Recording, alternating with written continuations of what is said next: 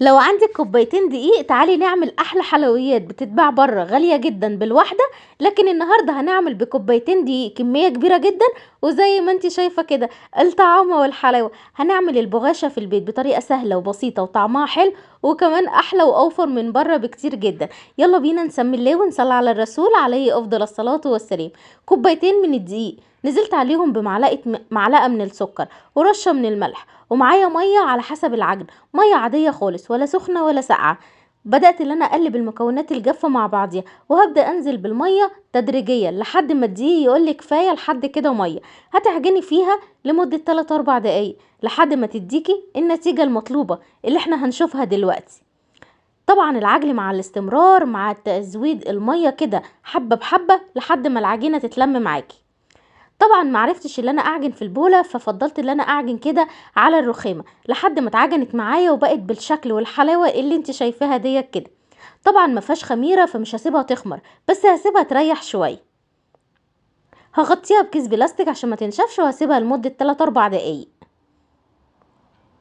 بعد كده جيت علشان خاطر نشكلها مع بعض ونشوف هنشكلها ازاي. اول حاجة رش عليها شوية دقيق من تحت ومن فوق، وبدأت اللي انا افردها بالنشابة بالشكل ده. عايزاها تتفرد على قد ما تقدري، على قد كده ممكن نقول 1 سنتي. بسرعة بسرعة تتفرد معاكي بكل سهولة. لو انت مبتدئة ولسه اول مرة تدخلي المطبخ هتطلع من ايديكي زي العسل. وزي ما انت عارفة بتتباع بره بكام، لكن كوبايتين الدقيق هيطلعوا لنا كمية كبيرة جدا. هنا معايا حوالي 4 5 معالق من الزبدة. لو انت مش عندك زبدة تقدري تستعملي السمنة، مفيش اي مشاكل، لكن زيت مش هينفع. طبعا السمنة او الزبدة بدرجة حرارة المطبخ. هفردها بالشكل دوت على العجينة اللي احنا عملناها، وبعد كده هلفها زي ما انت شايفة كده. هلف الكمية كلها،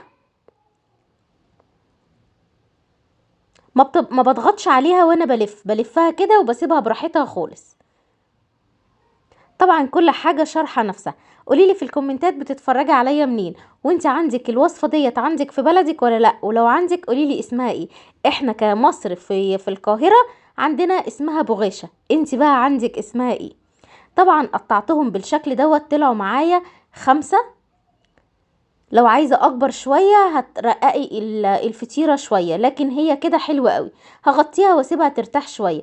لو المطبخ عندك حر شوية، احنا دلوقتي في الشتاء بس في مطابخ بتبقى سخنة برضو شوية، تقدري تحتفظي بيها في التلاجة لحد ما الزبدة تمسك شوية.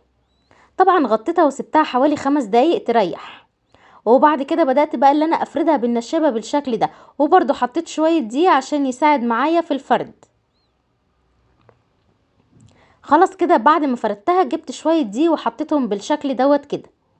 هبدأ اللي انا اطبقها. طبعا التطبيقة سهلة جدا زي ما انت شايفة كده.